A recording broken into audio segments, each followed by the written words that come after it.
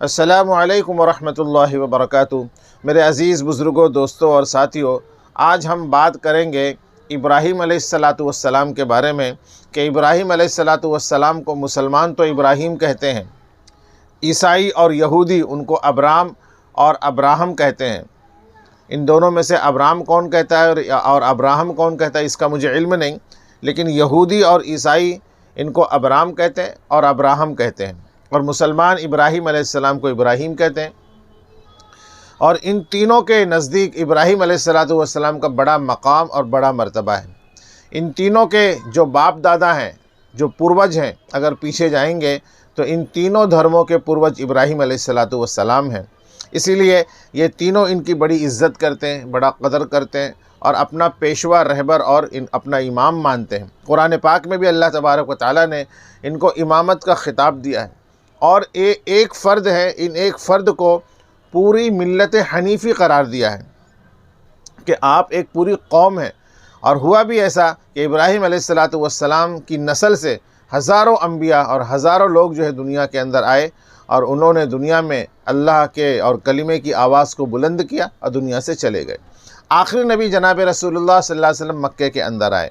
तो ये जो तीनों मज़हब हैं, ये तो इब्राहीम अलैहिस्सलातु वस्सलाम को अपना पूर्वज और बाप दादा मानते हैं, लेकिन एक और बहुत ही पुराना मज़हब है, हज़ारों साल पुराना मज़हब है, जिसका नाम है सनातन धर्म, जिसको आम तौर पर हिंदू कहा जाता है। हिंदुस्तान के अंदर और बाकी लोग भी उनको हिंदू कहते हैं, लेकिन हिंदू खुद कहते हैं कि हिंदू कोई धर्म नहीं है, बल्कि हम सनातनी हैं। बहरहाल इनका एक दावा है कि हज़ारों साल पहले एक दुनिया के अंदर एक इंसान आए थे जो भगवान का अवतार लेकर के, रूप लेकर के आए थे, और उनका नाम है राम। देखिए कितना मिलता जुलता है, इब्राहीम, अब्राम, अब्राहम और राम, यानी चारों नाम कितने मिलते जुलते हैं। और ये सिर्फ नाम ही मिलते जुलते नहीं हैं, इन तीनों पर तो कोई बहस नहीं है। इब्राहीम अलैहिस्सलातु वस्सलाम को ईसाई भी, यहूदी भी और मुसलमान भी अपना बाप दादा मानते हैं। ये अलग बात है कि कहानी कुछ थोड़ी बहुत फेर बदल है। मैं बात करने जा रहा हूँ यहाँ पर राम की। क्या राम ही इब्राहीम तो नहीं, या इब्राहीम ही राम तो नहीं? क्योंकि नाम देखो बहुत मिलता जुलता है। अब्राम राम, अब्राहम राम, इब्राहीम राम, और इन्हीं को बहुत सारे लोग कहते हैं कि इब्राहीम का नाम ब्रह्मा भी था, ब्रह्मा। बहरहाल मैं आपको बताने की कोशिश करूँगा कि हज़रत इब्राहीम अलैहिस्सलातु वस्सलाम की और राम की कहानी कितनी मिलती जुलती है, कितनी मिलती जुलती है। ये भी जिस इलाक़े में इब्राहीम अलैहिस्सलातु वस्सलाम रहते थे, उनके जो अब्बा थे, जो बुत परस्ती की और बुत पत्थरों को तराश करके बुत बनाने का काम किया करते थे, और ये वहाँ के सरकार की तरफ से ये इनको इस काम के लिए जो है चुना गया था, इब्राहीम अलैहिस्सलातु वस्सलाम के वालिद को। और उनके वालिद भी यही चाहते थे कि मेरा बेटा इब्राहीम बड़े होकर के ये बाकायदा हुकूमत की तरफ से, गवर्नमेंट की तरफ से बुत फरोश भी बने और बुत की पूजा करने वाला भी बने और पत्थरों को तराश करके मूर्तियां बनाने वाला भी बने। लेकिन इब्राहीम अलैहिस्सलातु वस्सलाम ने ऐसा नहीं किया। जब वो उनसे वहाँ की पूरी कौम, वहाँ का बादशाह, वहाँ की हुकूमत और उनके ख़ुद के घर वाले इब्राहीम अलैहिस्सलातु वस्सलाम से बेजार हो गए, तो उन्होंने कहा कि इब्राहीम तुम हमारे घर से निकल जाओ। इब्राहीम अलैहिस्सलातु वस्सलाम जो है अपने घर से निकले। जब अपने घर से वो निकले तो उनकी बीवी हज़रत सारा ने कहा कि आप अकेले जा रहे हैं, क्या हमें नहीं ले जाएंगे? तो हज़रत सारा भी जो है उनके साथ में निकली। गोया कि जैसे कि राम को एक वनवास के तौर पर 14 साल तक जो है उनके वालिद दशरथ ने कहा कि 14 साल तुमको अपना मुल्क छोड़ करके जंगल जाना पड़ेगा, बिल्कुल उसी तरीके से इब्राहीम अलैहिस्सलातु वस्सलाम को उनके वालिद ने कहा कि तुम यहाँ पर बुतों की तौहीन करते हो और हम तुमसे बेजार हो गए हैं, लिहाजा तुमको हमारा मुल्क छोड़ करके जाना पड़ेगा। यहाँ से इब्राहीम निकलते हैं, वहाँ से राम निकलते हैं। जब इब्राहीम निकलते हैं तो उनकी बीवी हज़रत सारा कहती है कि आप हमें भी साथ ले लें। जब यहाँ से राम निकलते हैं तो उनकी बीवी सीता कहती है कि हमें भी साथ ले लें, तो अपनी बीवी को लेते हैं। और जैसे ही बाहर निकलते हैं तो इधर से इब्राहीम अलैहिस्सलातु वस्सलाम के जो भतीजे थे लूत, वो कहते हैं कि चचा आप अकेले जा रहे हैं, आपने मेरी परवरिश की बचपन से लेकर के अभी तक आपने मुझे पाला है, आप तन्हा बे सहारा मुझे छोड़ करके कहाँ जा रहे हैं? इन बुत परस्त लोगों के दरमियान में मैं तो आप पर ईमान लाता हूँ, मैं आपको तन्हा नहीं छोड़ूंगा, मैं भी आपके साथ आऊँगा। हज़रत लूत अलैहिस्सलाम भी हज़रत इब्राहीम अलैहिस्सलाम के साथ में निकल पड़ते हैं। ये भी तीन हैं। और वहाँ भी जब राम जो है अपने बीवी को लेकर के बाहर निकलते हैं तो उनका भाई लक्ष्मण आता है और वो कहता है कि भैया आप अकेले जा रहे हैं, आपके बग़ैर मेरा जीना कोई जीना नहीं, और मैं आपको तन्हा अकेले जाने नहीं दूंगा। अगर आपको पर कोई विपदा आ गई, कोई परेशानी आ गई, तो उसको हल कौन करेगा, आपकी मदद कौन करेगा, लिहाजा जहाँ जहाँ आप रहेंगे वहाँ वहाँ मैं रहूँगा। तो राम जी ने लक्ष्मण जी को भी इजाज़त दे दी और ये तीन भी यहाँ से निकल रहे हैं। ये तीन अयोध्या से निकल रहे हैं और ये तीन बाबिल शहर से निकल रहे हैं। ये जब अयोध्या से निकलते हैं और जंगल में जाते हैं, 13-14 साल जंगल में रहते हैं।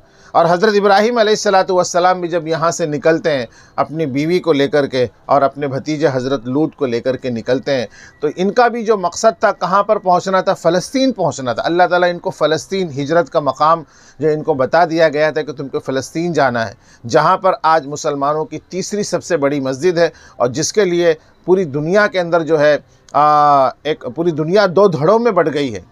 एक अल्लाह और उसके रसूल को नहीं मानने वाले और एक अल्लाह और उसके रसूल को मानने वाले। जो अल्लाह और उसके रसूल को नहीं मानते हैं, यहूदी हों या फिर दूसरे कोई भी धर्म को मानने वाले हों, वो फ़लस्तीन छीन रहे हैं और फ़लस्तीन पे जो लोग जुल्म कर रहे हैं उनकी सारी दुनिया मदद कर रही है। और जो अल्लाह और उसके रसूल को मानते हैं वो फ़लस्तीन को बचाने की कोशिश कर रहे हैं, क्योंकि ये अम्बिया अलैहिमुस्सलातु वस्सलाम की सरज़मीन है। हमारे आका रसूलुल्लाह सल्लल्लाहु अलैहि वसल्लम ने इसी मस्जिद अक़सा के अंदर तमाम अम्बिया कराम की इमामत कराई थी। हज़रत उमर रज़ी अल्लाह तआला अन्हु और सहाबा ने अपनी क़ुरबानी दे करके इसको बचाया था, लिहाजा आज मुसलमान भी उसको बचाने की कोशिश कर रहे हैं। तो फ़लस्तीन ये अब जा रहे हैं। इनको भी पहुँचते पहुँचते तारीख़ में लिखा है कि 13-14 साल गुज़र गए। जैसे कि पूरे 13-14 साल तक राम जी ने, लक्ष्मण जी ने और सीता जी ने 13 साल तक वहाँ पर जंगल के अंदर अपनी ज़िंदगी काटी, वनवास किया। और उसके बाद 14 साल के बाद जब लौट कर अपने अयोध्या में आते हैं तो फिर जो है अपना राजपाट वो संभालते हैं। हज़रत इब्राहीम अलैहिस्सलाम भी सफ़र करते हैं और सफ़र करते करते कोई 1 दिन 2 दिन या 1 साल 2 साल में वो फ़लस्तीन नहीं पहुँचते, बल्कि उनको भी पहुँचने के लिए 10 से 12 और 14 साल तक उनको लग जाता है। तो ये पूरी कहानी देखिए कितनी मिलती जुलती। और एक वाक़या आपको बताते चलूँ कि हज़रत इब्राहीम अलैहिस्सलाम जा रहे हैं, लोग अपनी ज़िंदगी भी बसर कर रहे हैं और जहाँ पड़ाव भी डाल रहे हैं, वहाँ कारोबार भी कर रहे हैं, खाना पीना भी कर रहे हैं, लाइफ भी गुजार रहे हैं और उसके साथ साथ में लोगों को दीन की दावत भी दे रहे हैं और अपने मकाम तक पहुंचने की वो कोशिश कर रहे हैं। इस दरमियान में बहुत सारी घटनाएं होती हैं। एक वाक़या मैं आपको सुनाता हूं जो राम जी के वाक़ये से कितना मिलता जुलता है। आप देखें, आप ख़ुद गौर करेंगे कि हो सकता है कि इब्राहीम ही राम हो, राम ही इब्राहीम हो, बस थोड़ा सा नाम बदल गया और जगह बदल गई। आप सुनते जाएँ। आप इब्राहीम अलैहिस्सलाम जब अपनी बीवी को और हज़रत लूत अलैहिस्सलाम को लेकर के चलते रहते हैं और किसी शहर में पहुंचते हैं, जब उस शहर की हद में दाखिल हो जाते हैं तो कुछ लोग उनको पकड़ लेते हैं और पकड़ने के बाद जो है वो बादशाह के दरबार में पेश करते हैं। क्योंकि वहाँ ऐसा था कि जब भी कोई मुसाफिर आता तो वहाँ के लोग उसको पकड़ लेते, शक की बुनियाद पर पकड़ते और बादशाह के दरबार में पेश करते। और बादशाह की ये खासियत थी, और बादशाह जो है वहाँ का ऐसा था, इस मिजाज का था कि वो खूबसूरत औरतों को जो है उन पर नज़र रखता, उनको बांदी बना लेता, अपने हरम में शामिल कर लेता और उनके जो शौहर होते उनको कत्ल कर देता। और अगर घर के कोई फ़र्द होते तो उनको कत्ल तो नहीं करता, लेकिन उनको वहाँ से या कैद में डाल देता, लेकिन औरतों को जो है वो रख लेता। हज़रत सारा अलैहिस्सलाम खूबसूरत थी दिखने में, तो जब वहाँ पहुँचे तो सिपाहियों ने उनको पकड़ लिया और किसी सिपाही ने ये बता दिया कि देखिए, अगर बादशाह के सामने पहुँचे और बादशाह ने पूछा कि ये आदमी कौन है, तो अगर तुम्हारी बीवी ने बता दिया कि मेरा शौहर है तो बादशाह तुम्हें कत्ल कर देगा, लिहाजा अपने आप को बचाने की कोशिश करें किसी भी तरीके से। हज़रत इब्राहीम अलैहिस्सलाम ने अपनी बीवी सारा से कहा कि जब तुम बादशाह के दरबार में पहुंचोगी और बादशाह तुमसे पूछेगा कि यह आदमी कौन है, तो मेरे बारे में बताना कि ये मेरा भाई है और लूत के बारे में बताना कि ये मेरा भतीजा है। तो हज़रत सारा अलैहिस्सलाम जब उस बादशाह के दरबार में पहुंचती हैं तो बादशाह उनसे पूछता है कि ये दोनों कौन हैं, तो कहते हैं कि एक मेरा भाई है और एक मेरा भतीजा है। तो इस तरह उनकी जान तो बच जाती है, लेकिन कैद में डाल दिया जाता है और उनको कुछ दिनों तक कैद में रखा जाता है। हज़रत सारा अलैहिस्सलातु वस्सलाम को कमरे में बंद कर दिया जाता है। बादशाह की नीयत ख़राब होती है, बादशाह वहाँ पर पहुँचता है और हज़रत सारा अलैहिस्सलातु वस्सलाम पर दस्त दराज़ी करने की कोशिश करता है। एक बार, दो बार, तीन बार, वो 2 से 3 बार जो है कोशिशें करता है अलग अलग दिनों के अंदर, लेकिन जब भी वो उनके करीब पहुंचता है तो कोई ना कोई खाई आ जाती है, कोई बड़ा सा कोई आग जो है दरमियान में जल जाती है, या फिर कोई खौफनाक चीज़ भी इसमें आ जाती है जो उसको रोक लेती है, जिससे वो समझ जाता है कि ये कोई मामूली औरत नहीं है जिस पर मैं हाथ डालने जा रहा हूँ, ये कोई बहुत बड़ी अल्लाह वाली है, कोई बहुत बड़ी नेक औरत है और गैबी मदद इसकी हो रही है। तो बादशाह घबरा जाता है और बादशाह ये कहता है कि मुझे माफ़ करना, मैंने आपके साथ बहुत गलत किया और आपके जो लोग थे उनके साथ भी गलत किया, मुझे बहुत बहुत आप माफ़ करें और आप यहाँ से, मैं आपको छोड़ता हूँ, आप चले जाएं। बड़ी इज़्ज़त के साथ में उनको रुखसत करता है।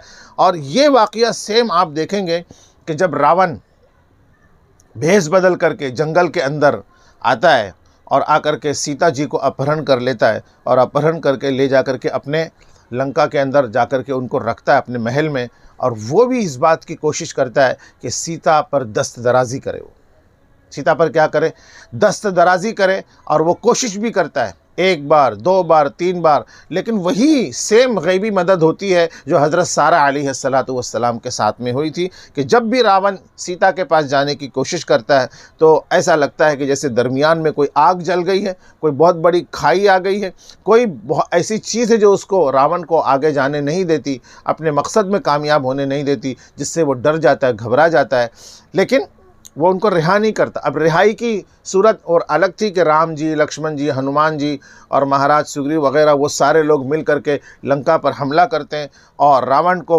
मारते हैं, उसकी पूरी लंका जलाते हैं, उसके भाई को ख़त्म करते हैं। उसके बाद में सीता को लेकर के कहाँ पहुँचते, अयोध्या पहुँचते हैं।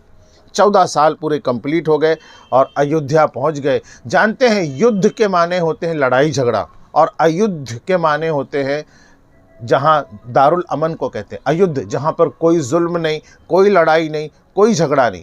तो ये अयोध्या है, ऐसी जगह है जहाँ पर लड़ाई झगड़ा नहीं होना चाहिए, जहाँ पर जुल्म नहीं होना चाहिए, वो दारुल अमन है। वो जिस तरीके से मक्का इब्राहीम अलैहिस्सलातु वस्सलाम फ़िलिस्तीन पहुँचते हैं, अल्लाह तबारक व तआला उनको हुक्म देते हैं कि अपनी बीवी, दूसरी बीवी हज़रत हाजरा से जब उनका निकाह रास्ते में हो जाता है, अपनी बीवी हाजरा को लेकर के जाओ, और कहाँ जाओ, अयोध्या जाओ। अयोध्या, अयोध्या जिसका अरबी में मतलब होता है दारुल अमन, बलदिल अमीन। कुरान के अंदर आया है कि यह ऐसा शहर है कि जिसमें अमन और सुकून है। हज़रत इब्राहीम अलैहिस्सलातु वस्सलाम उस बलदिल अमीन में जाते हैं, उस अयोध्या में जाते हैं और जाकर के वहाँ पर अल्लाह तबारक व तआला का सबसे पहला घर बनाते हैं। तो आप देखें कि राम जी भी जिस शहर में रहते हैं उस शहर का नाम अयोध्या है। इब्राहीम अलैहिस्सलातु वस्सलाम जिस शहर में जाते उस शहर का नाम भी कुरान के अंदर मक्का और बक्का तो नाम तो था उसका, लेकिन अल्लाह तबारक व तआला ने उस शहर का जो निक नेम रखा है, प्यारा नाम रखा है, वो बलद अमीन रखा है, यानी ऐसा शहर जहाँ पर कोई जुल्म नहीं, कोई सितम नहीं। इसीलिए हज़रत कहा गया है कि हरम के अंदर, हज़रत उमर कहते हैं कि हरम के अंदर मेरे बाप का कातिल भी अगर होगा तो मैं उसको कत्ल नहीं करूँगा, बल्कि उसको बाहर निकालूंगा और बाहर निकाल करके फिर अपने बाप का बदला लूँगा। तो ये ऐसी जगह है जहाँ पर कत्ल गारत मना है। अयोध्या कहते ही ऐसी जगह को, मक्का कहते ही ऐसी जगह को। तो ये कहानी कितनी मिलती जुलती है, हो ना हो कि राम जी हज़रत इब्राहीम अलैहिस्सलातु वस्सलाम ही हैं। चूँकि हमारे पास पूरी हिस्ट्री है, अल्लाह तबारक व तआला हमारे उलमा को और हमारे तारीख़दां को अल्लाह जज़ाए खैर अता फ़रमाए कि उन्होंने एक एक चीज़ का रिकॉर्ड रखा है। लेकिन सनातन धर्म के अंदर, हिंदू धर्म के अंदर ये चीज़ नहीं रही, कोई रिकॉर्ड नहीं रखा गया, कोई बात नहीं रखी गई। इसीलिए उन लोगों ने बहुत सारी मनगढ़ंत चीज़ें अपने धर्म के अंदर शामिल कर लीं, अपने मज़हब के अंदर शामिल कर लीं, और खलत मलत हो गया सब कुछ, उनको पता ही नहीं है। हो सकता है कि राम जी हैं वो इब्राहीम ही हो और इब्राहीम ही राम हो। ये कहानी, ये वाक़या असल में मक्का का है, लेकिन उसको ला करके यहाँ पर अयोध्या के अंदर चिपका दिया, अयोध्या के अंदर बता दिया गया। तो ये कहानी कितनी मिलती जुलती है, आप इस पर क्या बोलते हैं, ज़रूर आप कमेंट करें। अब आप सोचते होंगे कि ये वाक़या जो अरब के इलाके में हुआ तो हिंदुस्तान में कैसे आ गया। ये एक सवाल होता है कि अरब का वाक़या हिंदुस्तान में कैसे हो गया। तो हमारे यहाँ ये यकीन से कहा जाता है कि यहाँ के जो सनातनी हैं, जो अपने आप को ब्राह्मण कहते हैं, या बीजेपी और आरएसएस वाले जो हैं, इनका डीएनए जो है वो मिस्र से मिलता जुलता है, मिस्र से मिलता है, बाबिल से मिलता है, मिस्र से मिलता है। तो वहीं से वो लोग भाग करके हिंदुस्तान में आए और वहाँ अपनी जो कहानी थी, उनकी जो भी नबियों की कहानी थी, उनको यहाँ पर उन्होंने ला करके एक नई शक्ल, नई बात, नई तरतीब से उन्होंने यहाँ पर गढ़ा और इन्होंने अपना यहाँ पर मस्कन बनाया। क्योंकि उनके आने से पहले यहाँ पर मूर्ति पूजा नहीं होती थी। हिंदुस्तान के अंदर कभी भी मूर्ति पूजा नहीं हुई है। जब आरएसएस वाले यहाँ आए हैं, ब्राह्मण लोग यहाँ आए हैं, उनके आने के बाद जो है मूर्ति पूजा शुरू हो गई और ये उन्हीं की देन है।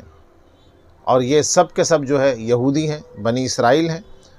इनके यहाँ बहुत सारी अजीब अजीब कहानियाँ हैं जो अपने बाप दादा से उन्होंने सुनी थी। वो कहानियाँ जो अरब के इलाके में हुई थी, अंबियाए कराम की थी, उनको ला करके यहाँ पर उन्होंने एक भगवान की हैसियत दे दी और यहाँ पर ला करके उन्होंने इसको पूरा फैला दिया। और इस तरह से यहाँ पर राम जी, कृष्ण जी और दीगर लोग जो है वो उन लोगों की मूर्तियों की पूजा होने लगे और वो भगवान ख्याल किए जाने लगे। व आखिरु दावाना अनिल हम्दुलिल्लाहि रब्बिल आलमीन। अस्सलामु अलैकुम व रहमतुल्लाहि।